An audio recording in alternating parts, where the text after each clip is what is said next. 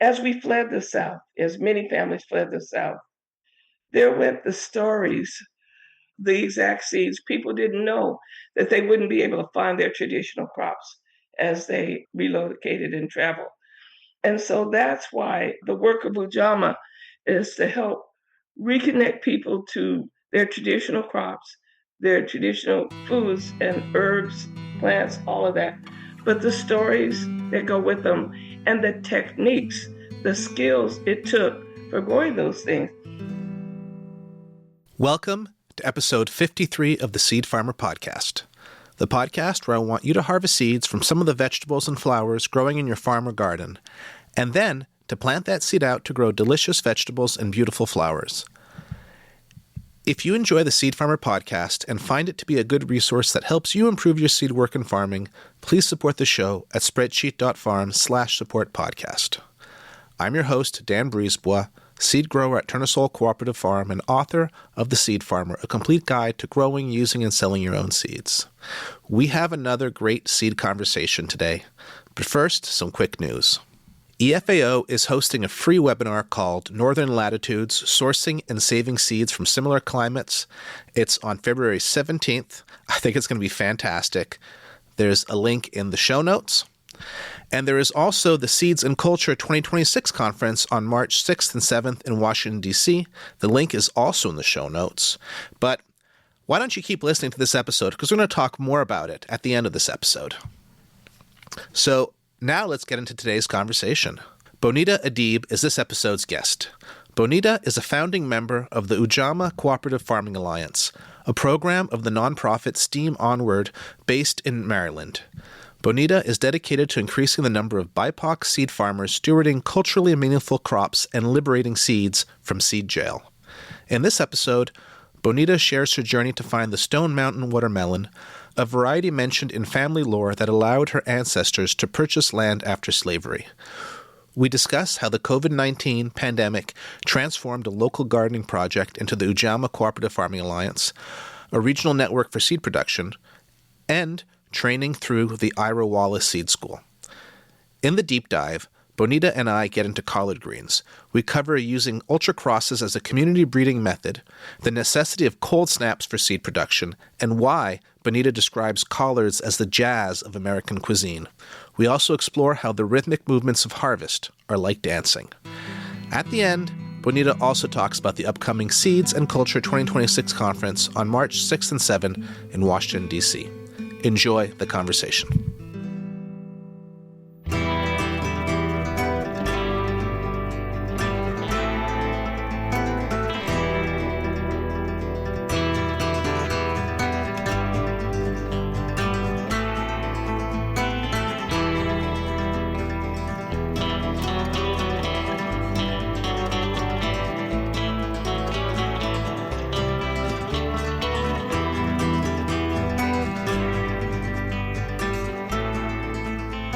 Hi, Bonnetta.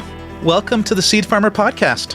Hello, Dan. It's so good to be with you today. How are you? I'm doing great. We played a lot of tag to set up this date and make it work, and I'm really thrilled that we're finally having this conversation. Do you want to just start with your seed story and how seed became important to you? So one of the things that happens when you grow up in an extended family like mine, I have a very large extended family. My mother has 63 first cousins, just to give you an example. You grow up in a world of farmers where there's good, delicious food every day, fresh food from the garden. And you grow up in this atmosphere and you just take good food for granted. It's just a part of your daily life. Some of my earliest childhood memories are being in the garden. My grandfather would hire a horse to come and plow our little truck farm that we had in Chapel Hill, North Carolina. The plow horse, being around, the rows, walking those rows, with my barefoot, just the joy of that. And then the important work that my grandfather did as a minister, which is to make sure that people who were in need were fed. So I grew up in an environment, in a community that was rich in delicious, fresh food. And you come to think that that's the way everybody lives. And of course, gardeners and farmers are generous. They always produce more than they could eat. So much of my childhood was around canning. That's what we did all summer long and into the fall. There were the chickens and the hogs and all of that. So you grow up in this world of bounty and you begin to relax in that and think that that's the access that everyone had. But it turned out that many people do not have access to delicious, fresh food.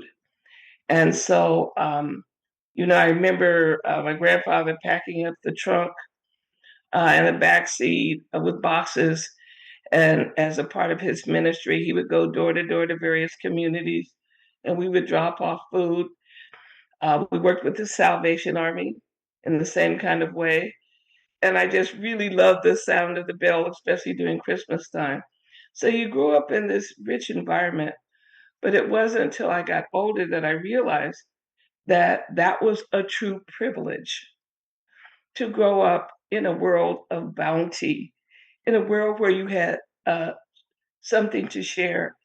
And you're taught that sharing is caring, It was a very loving, warm environment.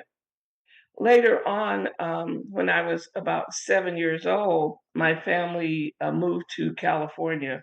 And let me tell you why.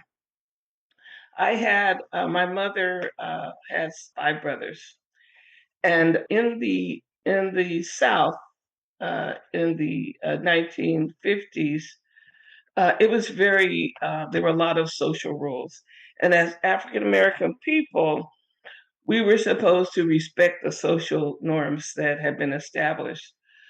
So my grandfather, in his role as a minister, I found out later he was actually involved in politics a lot too, but he was in the negotiator in communities when there was a dispute between a worker and their employer. My grandfather played this social role. And, he was always there in a leadership role in the community. I didn't realize, I didn't realize it till later that the social norms had to be enforced. And the way in which those roles were enforced was fear and violence was the way in which those social norms were kept in place.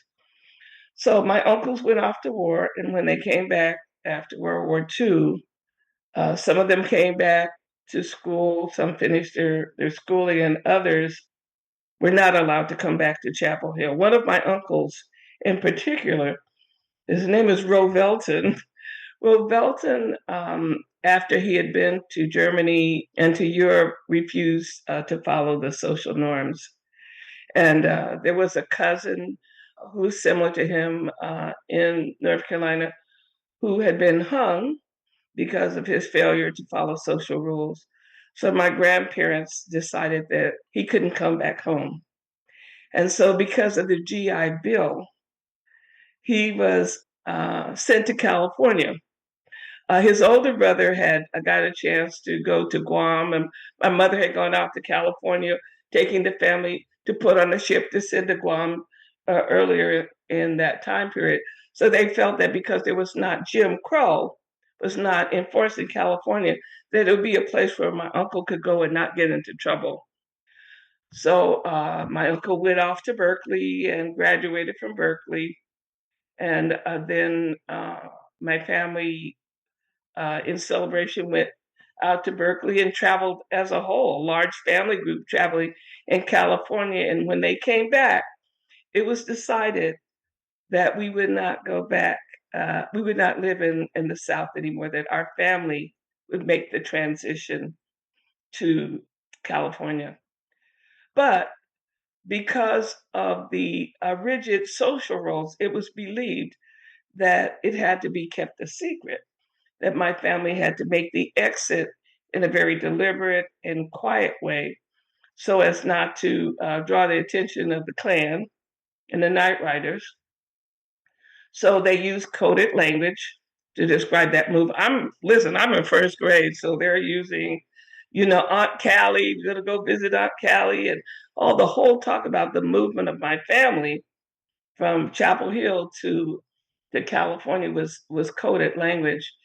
And then one day, my mother and I and my two uncles got in the car before dawn and started driving west. And the way it was when I was a child, there was no hotel. Public restrooms were not available at all in the South. And so what my uncles would do is they would drive around the clock. And so one driver would drive and then they would go to sleep. The next driver would go. And we were not, there were no accommodations until we got to the city of Chicago. We drove west and stopped in Chicago. And the only accommodations were the Y. The Y would allow us to sleep the night. We stayed and spent the night in the Y in Chicago and drove on to California and then began to set up our home there. And I'm a very small child, but just remembering driving through the Rocky Mountains and looking at the beautiful countryside. My grandfather spoke a lot of the parks. It was something we did. We visited the national parks. He would go to a place called Yosemite, and he talked about that as being one of the most beautiful places in the world, Yosemite. He called it Yosemite. And, we just had this wonderful life, and then once we got established in California, we had this garden and we just, ate fresh greens. We literally had something green every day. So as I've been telling this story in various interviews and oral histories, I came to try to identify exactly the name of the crops. So we just call them green beans, or they're called new potatoes, you know, mixed greens and collard green, turnip, mustard. The variety was never the discussion. It was like, what's for dinner? Well, we're gonna have some cornbread, some green beans, whatever it was done. It was not done in the light of varieties. It was just talking about the general. So that's how I learned it. Once we got to the position where we realized that COVID was coming, and then we had to do something different. We had to get seeds to the communities that were in trouble. During World War I and World War II, the government set up, the victory gardens and all of that as a response to the food insecurity. They did not do that for COVID. And as I was doing work on helping communities with the Cooperative Gardens Commission, I realized that one needed to know one needed to know the variety specifically in order to get the food of your ancestors. You got to go deep in this knowledge. I had a funeral, and in my family, a funeral is the best things you could do. Is go to a funeral. Funerals are really amazing. In the first place, everybody will stop everything they're doing to go to a funeral. And people who you haven't seen in years will come. And they will travel and they will spend the time. And there's the delicious food and tradition. I come from a family of singers. So we sing, all the gospel hymns and all of that. And so at this passing of my grandfather's youngest sister, I had about 40 or 50 of my mother's first cousins assembled. I began to work on the oral history, and they repeatedly talked about this particular watermelon. Now, if there's anybody who brags, it's the farmers and the people talking about the farmers in my family. They are the smartest people. They understand the land. They want the animal husbandry. They knew hydration. They knew the varieties. Farmers were the smartest people in the world, according to my family. And so as I began to pull out these stories about farming, I found out that this watermelon, along with sweet potatoes and some other things, allowed my family to buy land. So after slavery, they were able to purchase lots of land because of their success at farming. And over a period of time, they had acquired more and more land. I had gone to the records and look at all the property that they had purchased. And eventually I heard about one of my uncles, who was the first extension officer, the first Black extension officer in the state of South Carolina. This was a really big deal. Okay. But there was always this talk about this one watermelon. And it was like, well, what was it? What was this particular variety? And so it took me about 2 years of questioning the oldest ones of my relatives. And finally, I got to the youngest one that was farming, in the 1920s and 30s, the 1930s.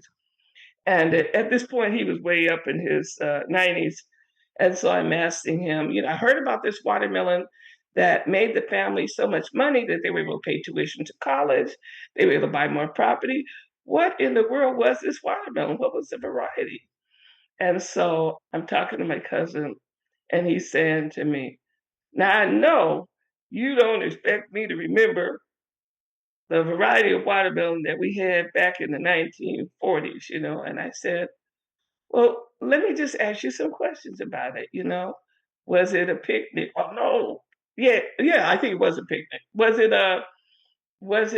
green on the outside? Did it have stripes? And over a period of time, me asking him these questions, what did it smell like? What did it taste like? It pops in his head. He said it was a Stone Mountain watermelon. And I said, Stone Mountain from Georgia? So then the Stone Mountain is the home of the Ku Klux Klan. It's a giant mountain in the city of Atlanta, and the night riders are carved into it. And it is the Grand Dragon of the Ku Klux Klan lived in that place and ran that town. So it was just ironic to me that the watermelon that liberated my family economically was the Stone Mountain watermelon. And so, you know, there was so much pride in that. And it allowed me to learn so much more about my family history, and the importance of farming and what it meant to me from an ancestral level and every other level. So to me, seeds are the story. They're the background. They're the origin. Of course, we are seeds. And so I have continued, I promised my family to put together a collection of about 15 varieties that were grown in Winsboro, South Carolina, where they were from. And that's started me on this personal level to not just grow any variety of turnip, but to know which turnip, not just any variety of watermelon, but which one is the one that made the big difference to my family. Wow, that's quite a story. That's a great story. It culminated in, if I understood, that you made a collection of 15 varieties that were important for your family. I am still building it out. The varieties. It's very difficult to identify which exact variety was the turnip that they ate. They have something called salad greens. I have found that. I think it's the Hanover. But it's taken me years and I'm still putting that together. So you have 15, then I guess maybe I call them crops or vegetables that come from your family stories that you're trying to figure out exactly which one they are. Yes. And then once you know what it is, then you can try to find the seed and rekindle that relationship. I can tell you honestly, I do not ever travel without a Stone Mountain watermelon. They're in my luggage, and they travel with me, as is also the Roma green bean, which is another crazy story. It's like, why Roma? How is that the one? And the story behind that. So I have put together a collection for my family. I can send them 12 plants, 12 crops, but I'm still getting down to the nitty gritty. Which ones were actually grown in Rock Hill, where my grandmother was from? Which ones come from Winsboro?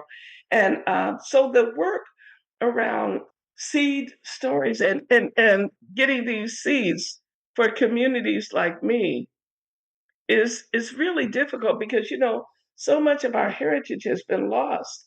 We As we fled the South, as many families fled the South, there went the stories, the exact seeds. People didn't know that they wouldn't be able to find their traditional crops as they relocated and traveled. And so that's why the work of Ujamaa is to help reconnect people to their traditional crops, their traditional foods and herbs, plants, all of that. But the stories that go with them and the techniques, the skills it took for growing those things. Watermelon is tricky to grow. You can have the darn seeds. It doesn't mean it's going to taste like the watermelon that your great grandfather grew, because maybe you don't know what he knew, nor do you have the soil. Can you replicate the growing conditions? I can have the seeds. It doesn't, and I haven't, to my satisfaction, grown that watermelon to the flavor that I really want it to be. But I will do it one day, and if not, my grandchildren will. That's really lovely. How does your seed story overlap with Ujamaa and the beginning of Ujamaa? So I was working with Fatima Hassan. She's one of the founding grannies, and we were sitting down at lunch one day saying, "How can we make sure that our grandchildren, she had she had grandchildren, I have grandchildren, how that they understand this heritage, that they have access to it, so that they have sovereignty over their own food, so they can, like my grandmother said, every pot needs to sit on its own bottom, so they can feed their children the nutritious food that we grew up with." And so we were talking to a few farmers, and we came up with the idea that by bringing a few farmers together, we could begin to learn how they did it, to how did what were the techniques, how did they grow, what did they grow, and they grew without chemicals. They didn't have any fancy fertilizers or anything. That's how did they do it? And so we began having these meetings and getting people together to talk about what families still had their crops and who still knew how to grow them. And so we were building out this process.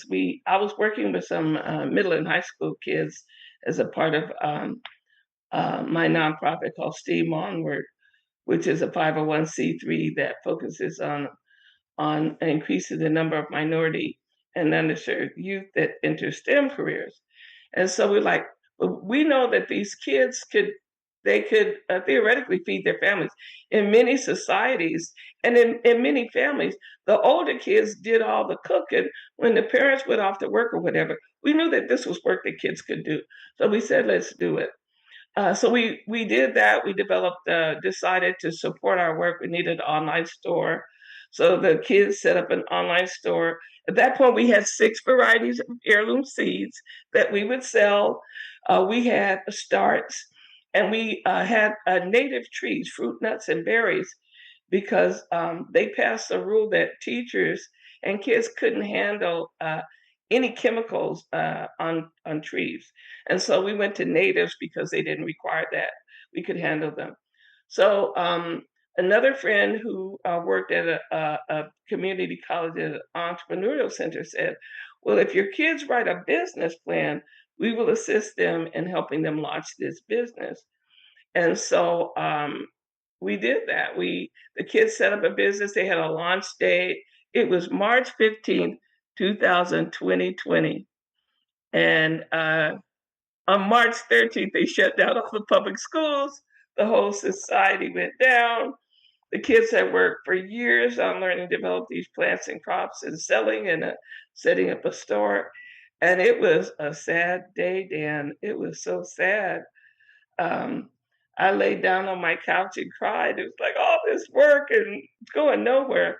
I got a call from Paul Lovelace and my dear friend Nate Kleinman about a group forming called the Cooperative Gardens Commission. And so Cooperative Gardens was a group of do-gooders who knew that there was going to be a loss of life due to COVID, but also a loss of food security. I have been working with those kids on environmental justice issues, and And there's these EJ maps. There's maps that show where there's environmental pollution all over the world, but all over the United States. We have been working with those, looking at areas that had high levels of toxicity, brownfields, and all this. And it was obvious as we began to get the data that the communities that were losing the most seniors are ones that were in areas that were already contaminated with pollutants. And so we said, we know that we're going to be losing seniors in New York, so many bodies and all that. We said we better start catching some of these stories while we still can. And so we started doing oral histories. Well, you couldn't go anywhere, so we decided to get people together on a Saturday night on Zoom. Where could you go except in your family group? And so we started gathering people, giving these things, and we asked people to bring their oldest relatives. So they would bring their oldest relatives, and we would engage them in conversation around what did your family grow in the garden? What was your favorite seed? Was there? Did they have any herbs or healing plants? Were there fruit trees? If you fell down and skinned your knee, what treatment did they put on? If you had a stomach ache, was there anything they used, or a sore throat, a cold? And so we began to collect these stories. And eventually, those stories turned into a lot of knowledge about what was culturally meaningful. So that broke into several communities. We had a nice collection of families, Asian families. We had some African families, and we had a lot of Caribbean families. We just began to interview these people about those questions. And it turned out that we were coming across what was culturally meaningful.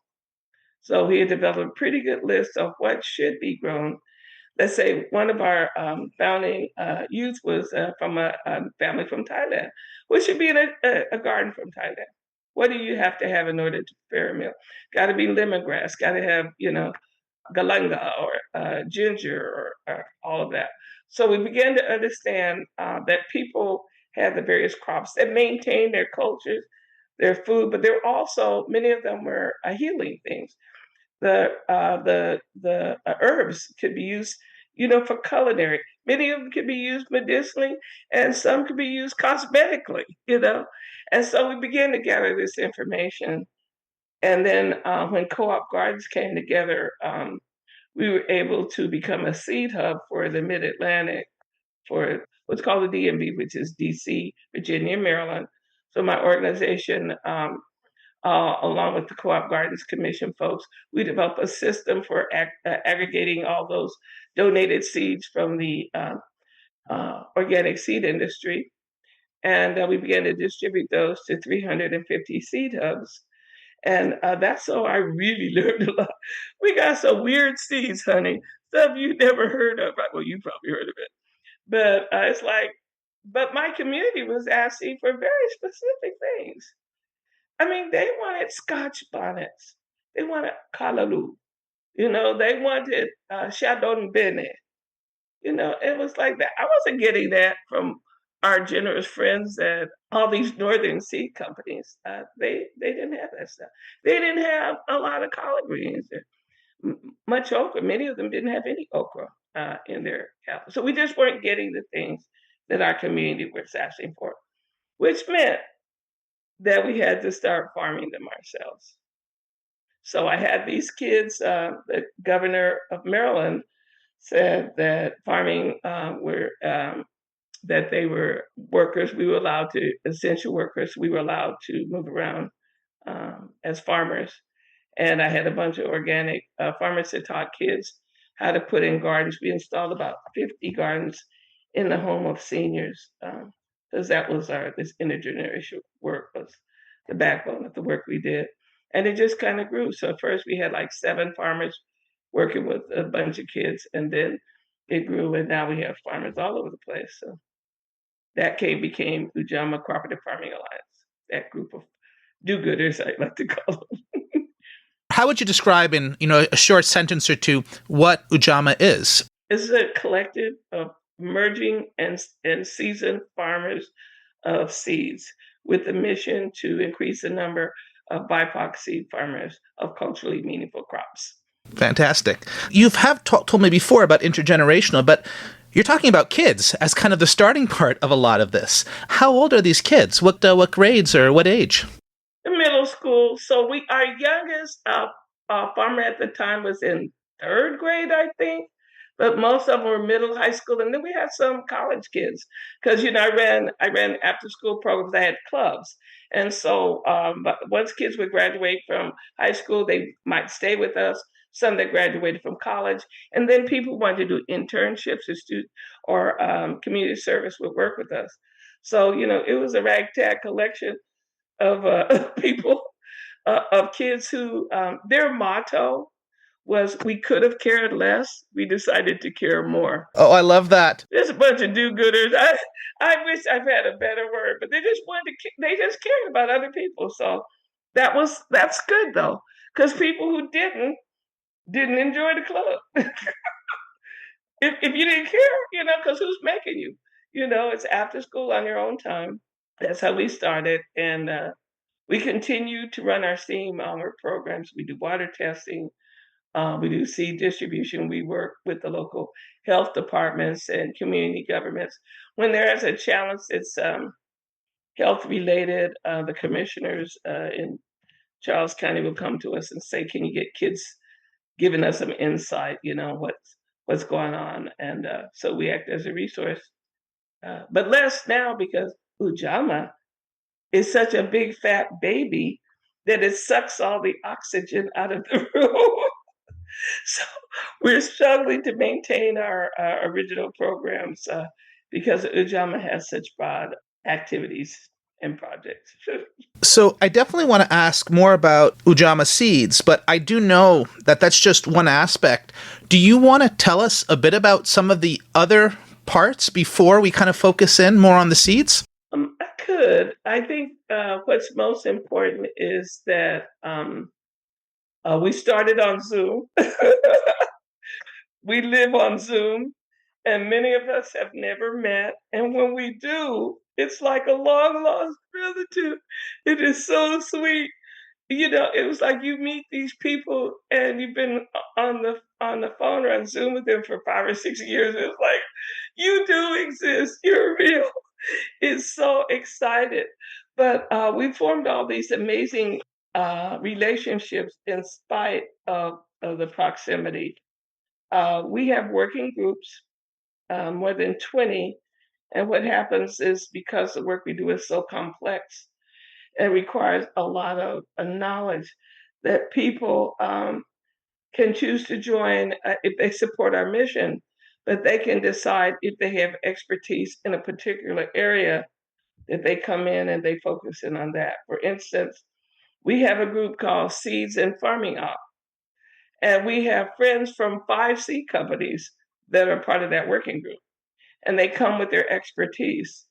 And amazing people like Jen Williams from Wild Seeds, and I don't know if you've met her in Washington State. She farms on Vashon Island, and she's growing amazing seeds for the Palestinian Heritage Library. That are some more partners that we have. Absolutely incredible work that she's doing. We work with Tuskegee University, and we have an amazing project that came to us when we were visiting Tuskegee. I have 3 daughters, and 2 of them graduated from Tuskegee. When I was doing that work, I found out that the collection of George Washington Carver had kind of disappeared, and there was not a place I could go and find, the crops that he grew. He wrote 99 bulletins and did all this amazing work.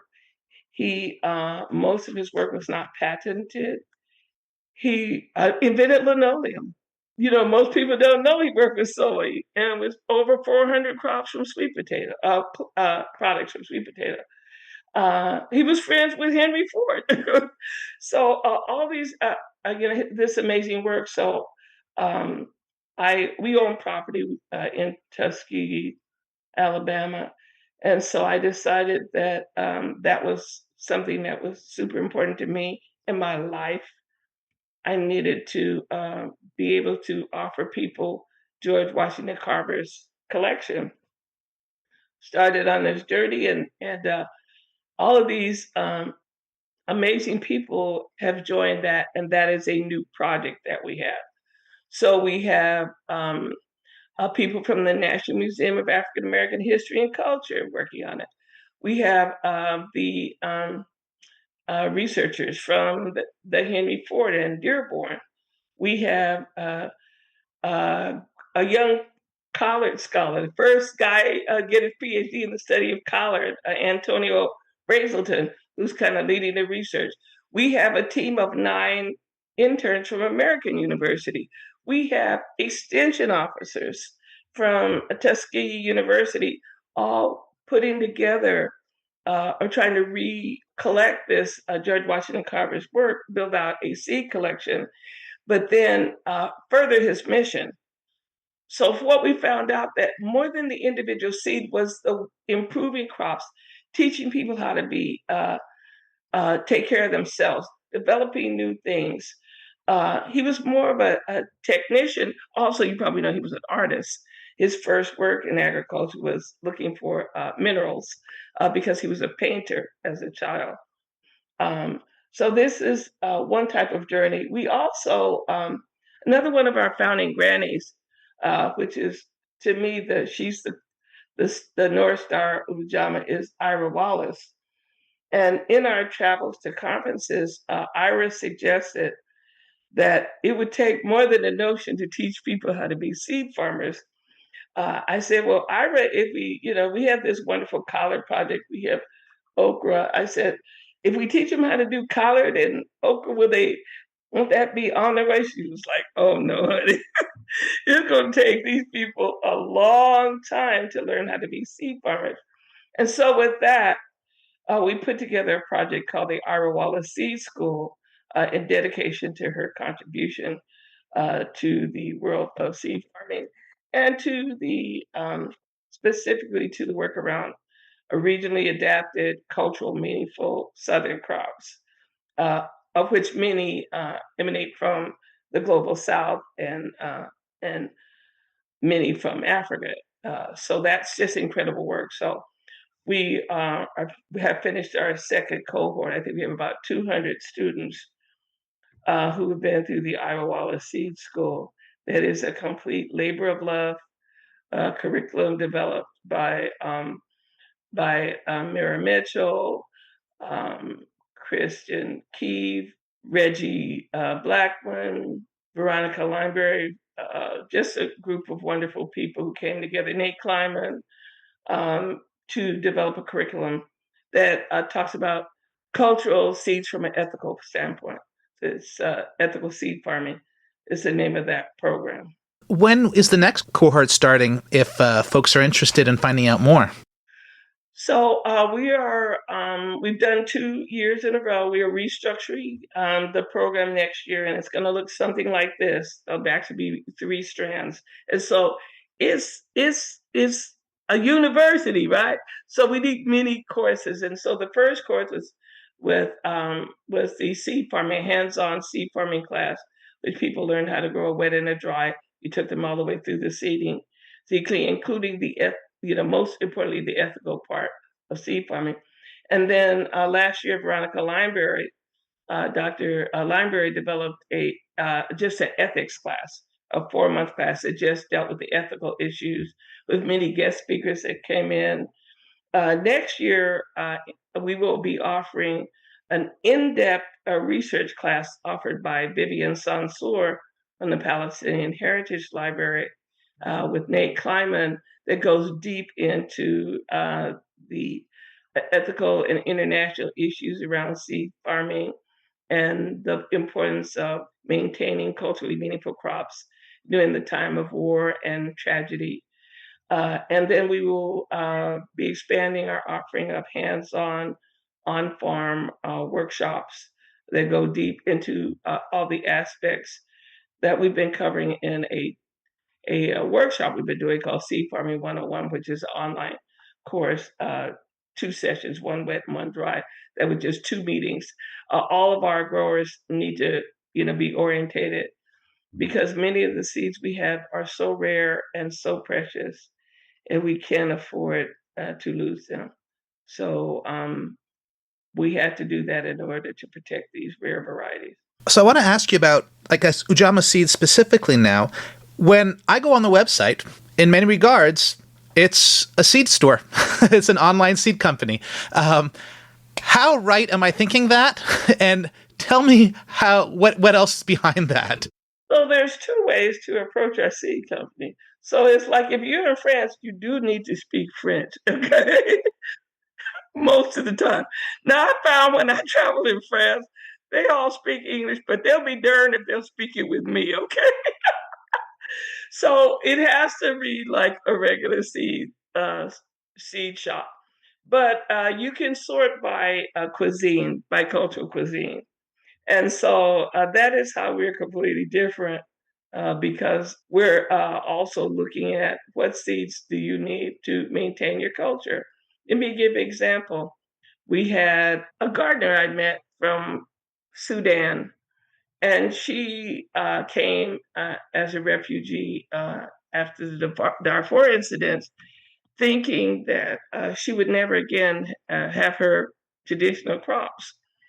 And so when I met her, I said, "Oh, so you're from Darfur? Well, we actually have quite a few things from Darfur." And she was like, "Well, no, nobody has anything from Darfur. That's a place that's far away, and nobody really has ever been there, and nobody knows about it." So I took her to the website, and we looked in the website. You can sort by African cuisine. And when you shop by African cuisine, when you look at that, well, all this stuff came up. I think we had 4 or 5 varieties from her community, one from her town. Okay, and she was like, "This can't be true. Like this can't be right."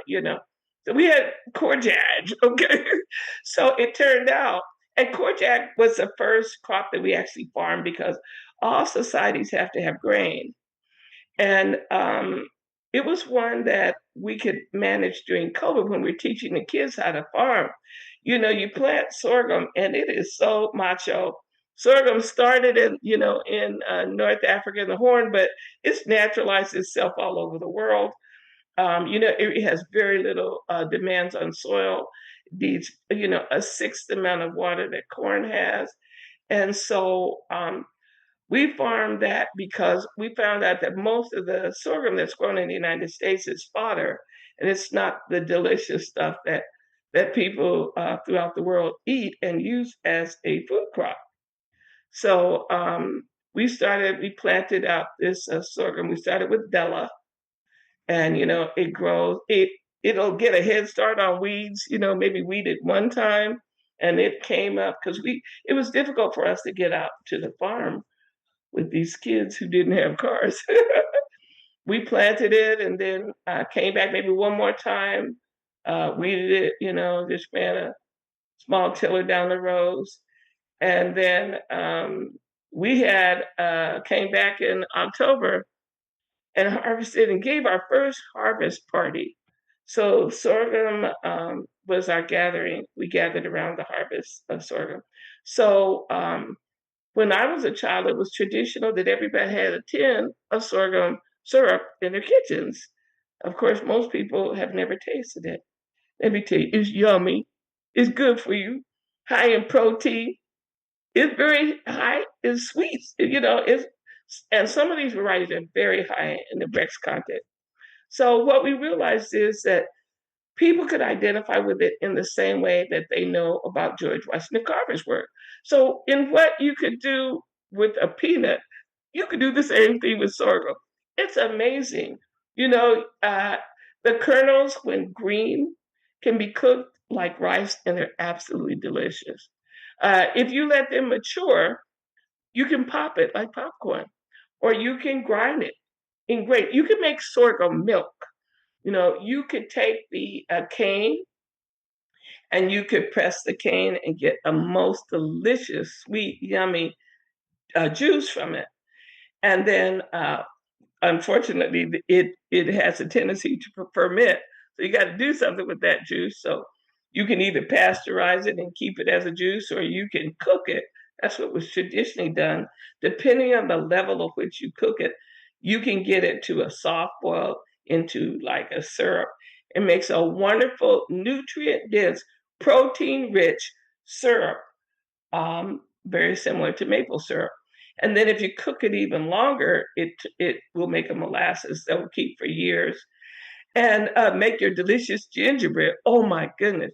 Gingerbread with sorghum is so incredibly good. The flour to make a gluten-free flour from it, pancakes, all these different things you could do with it.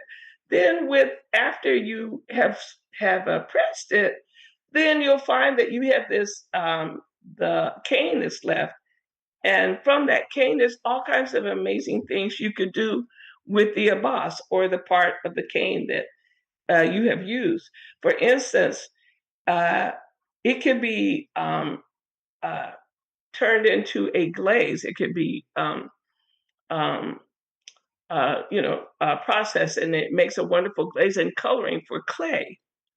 Or I think one of the most important uses of it is as a building material, such like hempcrete. It makes a fantastic building material that can be get some of the highest ratings in terms of construction brick for reducing energy loss in buildings. It just has.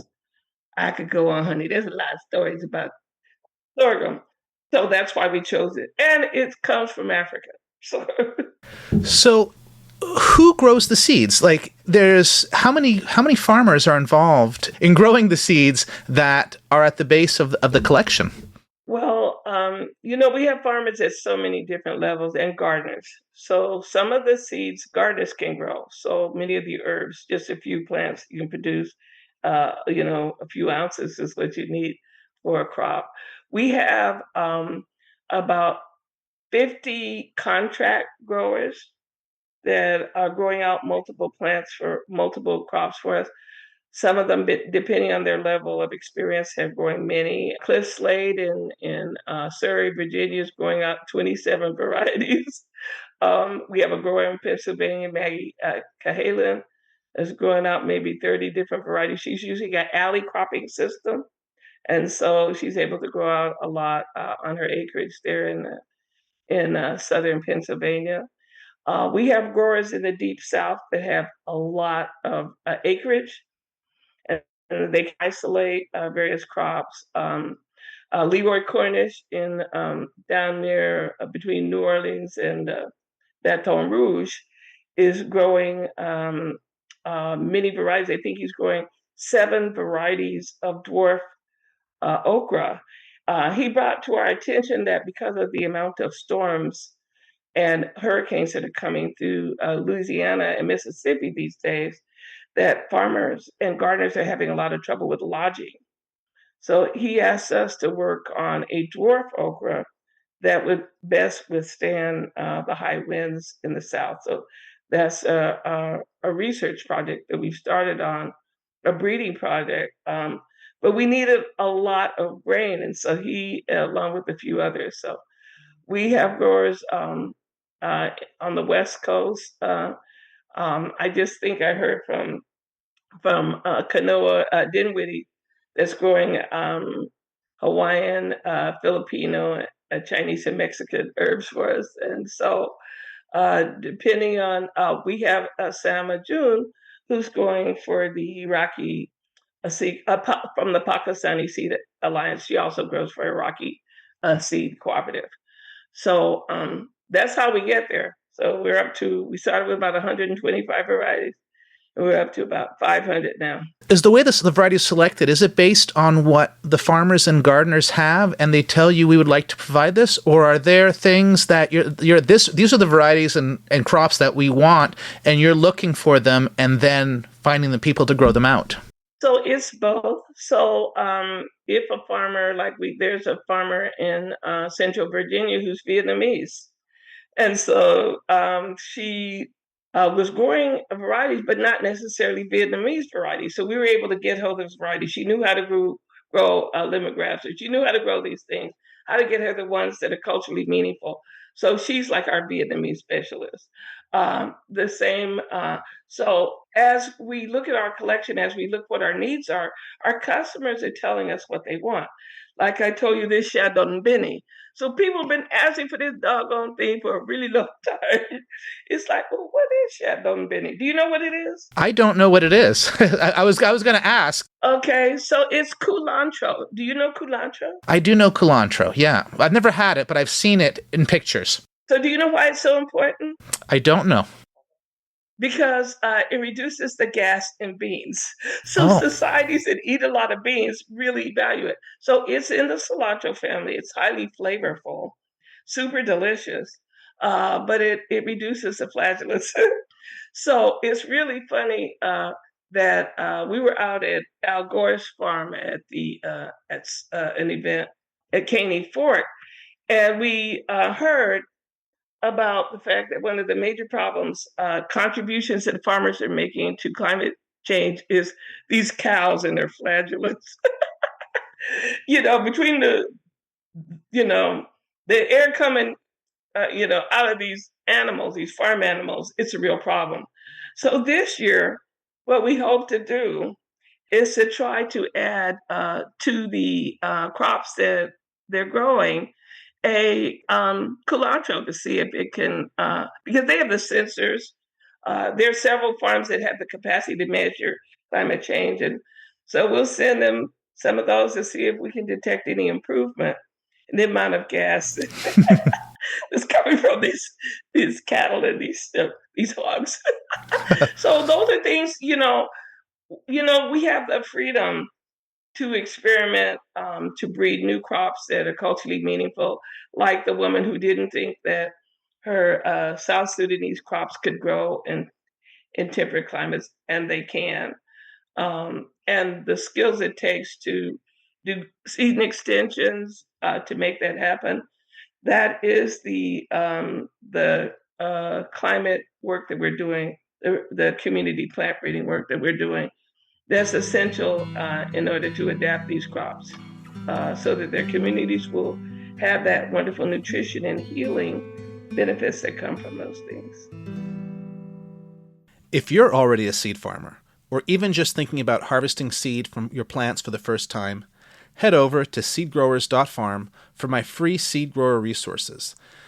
There is cross-pollination information, seed yield information, even a few seed spreadsheets.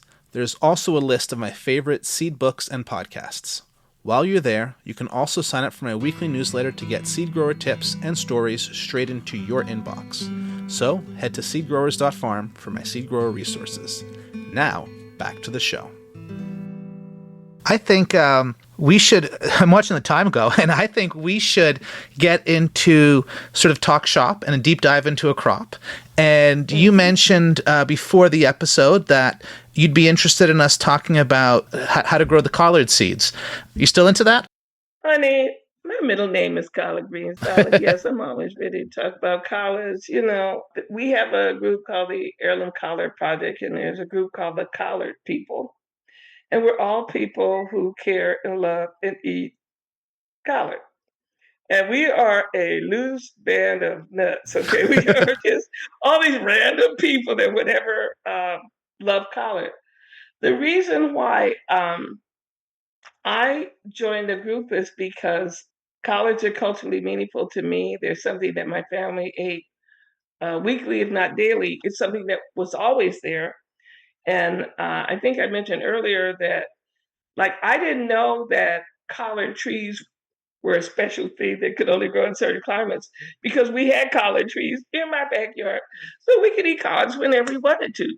I didn't realize that that was a special crop that basically like Zone 9, although the amazing work by the Heirloom Tree Collard Project, they have now adapted some for northern climates. So as we're doing these oral histories, we found that one tradition that was not lost in migration, either forest or migration of African Americans out of the South, was collard greens. That those crops made the transition with families as they left the South. Now, originally, they made the transition because, like, if your family moved from Mississippi to Chicago, the farmers in Mississippi would bring up truckloads of collard and sell them in the markets. And this happened for many years. But eventually, uh, those families got older, the farmers got older, and nobody replaced them. And so it got harder and harder to find all the varieties. What happened was some scientists at USDA and had decided that they felt that they needed to know more about college. So they set out on a journey in the Carolinas looking for seed. And as they would drive down the road, they would see a collard patch in somebody's yard and they'd pull over and say, "Gee, you got some good looking collards growing out there in your yards. Do you mind telling me about those?" And then sharing some of those seeds with me. So as they did their work, they found that many of them did not have children who were gardeners or willing to grow them. And so they were willing to give these seeds up to the heirloom collard researchers in order to make sure that somebody continued to grow this variety. It was about 90 varieties that were locked up. Eventually, I called it seed jail, which is grin. And my dear sister, Ira Wallace, got a hold of the fact that all these collards were sitting in vaults and not being enjoyed and had no love. They were getting no love. So she, along with these collard people, liberated them and did a grow out.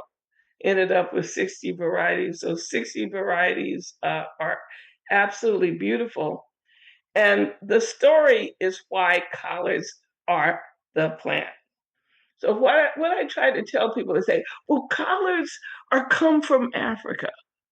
Well, actually, no, they don't. They actually originate probably in Southeast Asia, moved to Europe and into Western Europe. They actually came with the settlers at the founding of the United States, but they came as brassicas, as kale or cabbage, and they didn't perform in the way they had done at home. So many of the sellers kind of just like abandoned them, you're not what I thought you should be. African people coming to this country, mostly in an enslaved state, were not able to have access to their traditional greens. And so they began to collect these wild varieties. I guess they were kind of rogue, they had gone wild. And individual families developed their own varieties. And that's how we got to the point where we have so many varieties of collard.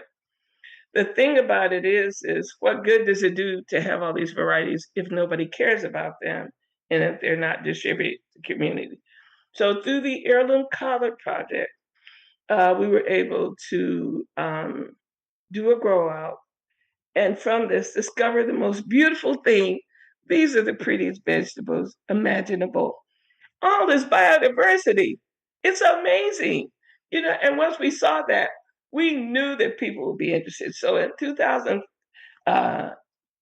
I believe they gave their first collard week.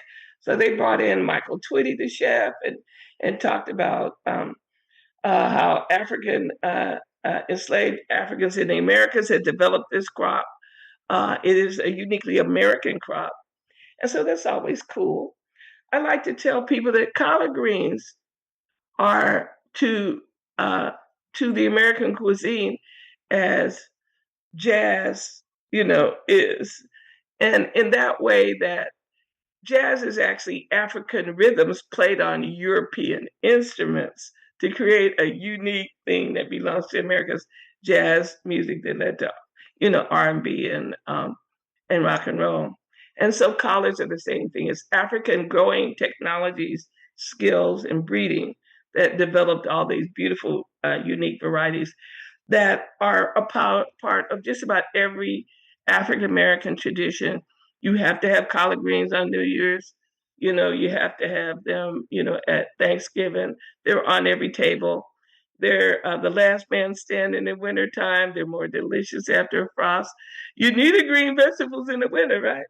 So collard greens are all that and a bag of chips.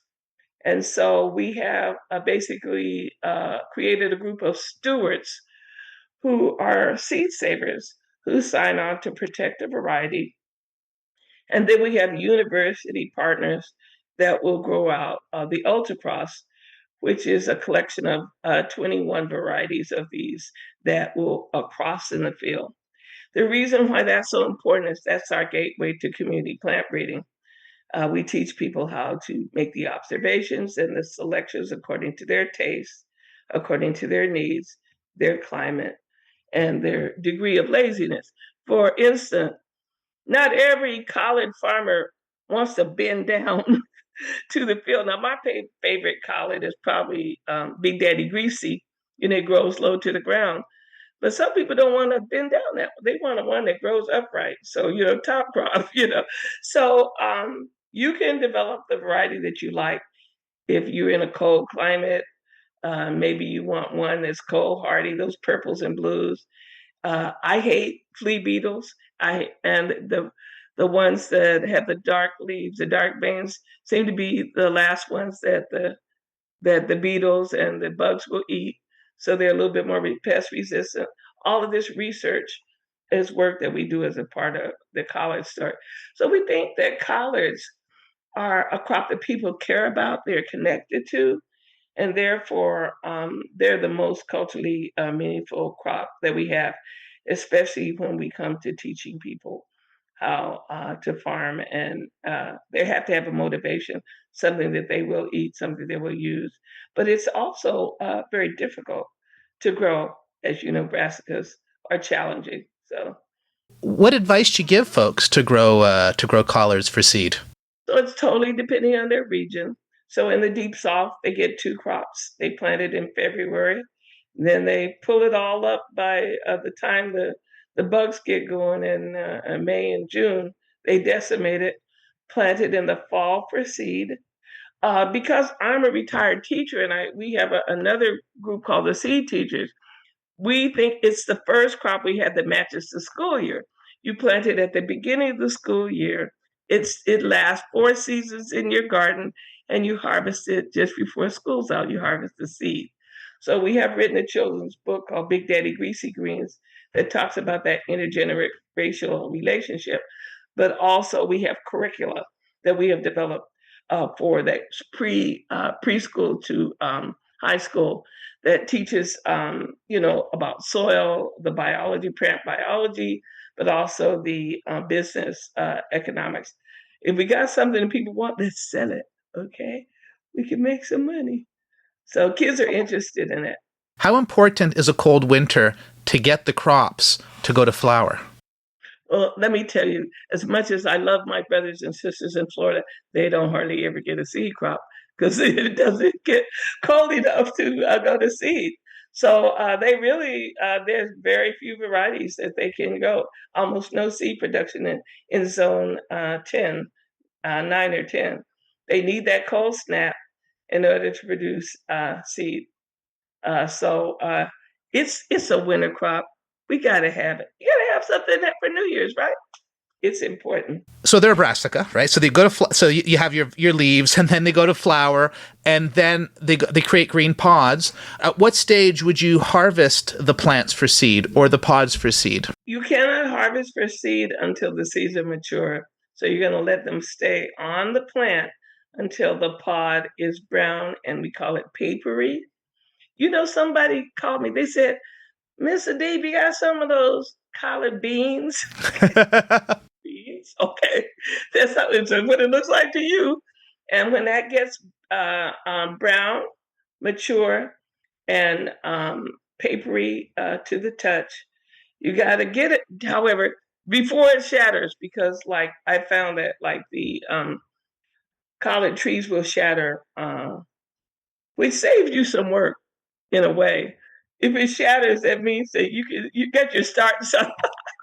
So you can just transplant your start. It's hard to sell that seed though once it's shattered on the ground. Well, it saves you. You plan again. I think the most important things about collards is that they're delicious at every phase, from microgreens on to even the blossoms, the flowers are delicious in a salad. You can eat it. It's just when it gets to the point where it's unrecognizable, and you sure better label it. I'll tell you this, you won't know what you have. Definitely. It's edible at all of those phases. So it gives you 3.5 seasons of greens. So you might as well take advantage of it. You need the vitamins anyway, right? Yeah. Yeah. So I want to pivot into the wrap up questions, but is there any last collard thoughts or advice that you want to share with the listeners? I think what I wanted to talk about at the end was the idea of a seed organization that's founded by a bunch of elders.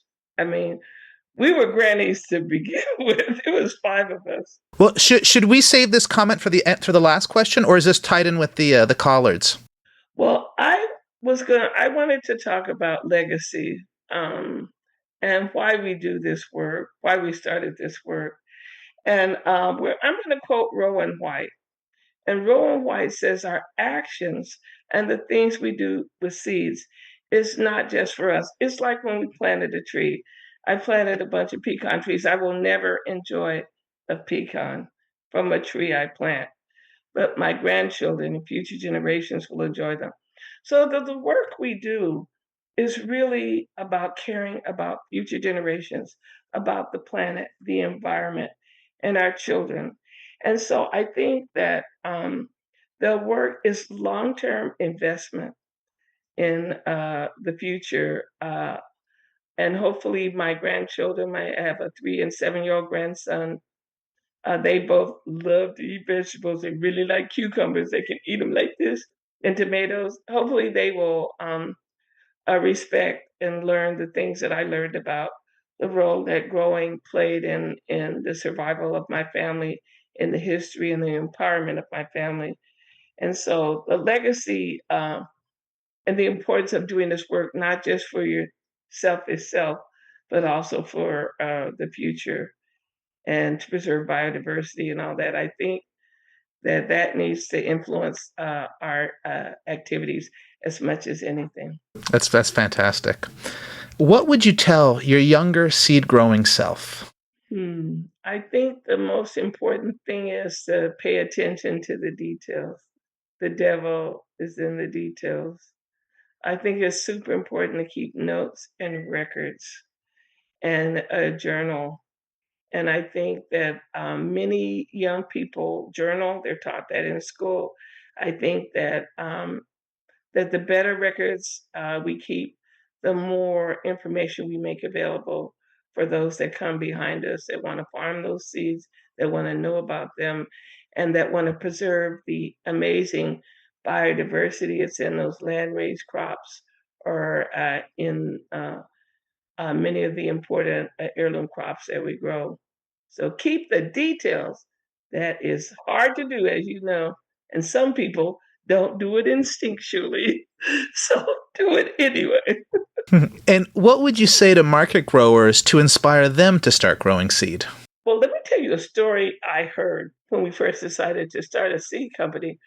And this was from a grower, and he was explaining to me that he was a market grower, and having to get up before dawn in the morning, and to harvest and make sure everything is fresh. And he eventually migrated over to more and more seed farming as a part of his work. And he talked about the time when he realized that he was going to be able to make it to his son's baseball game because he had more time on his hands. He explained to me that seed farming does not demand the attention to perfection that maybe market farming demands. I'm thinking, however, that hopefully shoppers in the future will begin to be more respectful of the fact that regenerative agriculture does not use the toxins and chemicals. There's some little holes in your plants because you didn't put poison on them. That's why they're there. So eventually, as in Europe, ugly plants or ones that don't all have the same shape will will become respected by consumers. But I think that seed farming might give you an additional revenue stream, and maybe it will lighten your load a bit as a farmer. I think from the sake of BIPOC farmers, uh, the culturally meaningful crops that we have to be preserved and protected. And so seed farming takes on a greater importance when you're doing it for a whole community and not just for yourself and your family, but for all the farmers from Thailand or the people from Botswana that have lost knowledge of their heritage crops. So it just makes it seed farming is important work. And I just like to say this one, and this basically between us seed farmers. It's like, and how the rest of those doggone farmers gonna grow anything without seeds? How did they even think they could? Why were they thinking that they could earn a living in agriculture and never pay attention to seed production? That's just between me and you, dear. I won't tell anybody. So many that they never even thought that seeds needed to be preserved and farmed. It's kind of crazy. When you don't pay attention to things like that, you don't have control when they disappear or when the world changes. You're totally right. And many farmers are being forced to grow things that have been genetically modified, even though they may not want to feed that to their own families. I had one farmer in Mississippi says, you know, they have a list, it's all genetic modified. That's all this particular company wants from me. What he found out was by growing heirloom crops in a market, he could make much more money because customers wanted things that had a story that were unique in flavor, more diverse. He found out that he did not have to dance to their music. He could create his own party. Is there anything that I should have asked you? Did you ask me about the points of dancing? It seems like you failed to ask me about the relationship between dancing and farming. I don't know that. I don't think I asked you that. I would love to know about the relationship between dancing and farming. You should do that more, because almost every dance originated in the fields in farming. So I learned this. My youngest daughter is an opera singer, and I was listening to this opera that was set in Russia, and it all was taking place in the harvest. I spoke to another friend who is a dance professional, and she was saying that most of the movements in dance actually come from activities in the field of farming, harvesting those movements that we say, the sweeping movements that you see in dance. And so, what I think is that we should honor our dance, a relationship between movement and the harvest and crops and having a good time, honey. And right now, some of the best dancing is done by farmers and cowboys. And right now, there is a resurgence of dancing among growers. And so I say, when other people are watching the news and getting all depressed, we should go out there, stomp on some seeds, do some dancing, and make some moonshine, make our own wine, and enjoy our lives. Have a wonderful life that we control. We should do more to control our own destinies. We can't leave it up to those city slickers that don't even know about farming. Unless they're farming on the roofs. Those guys are okay.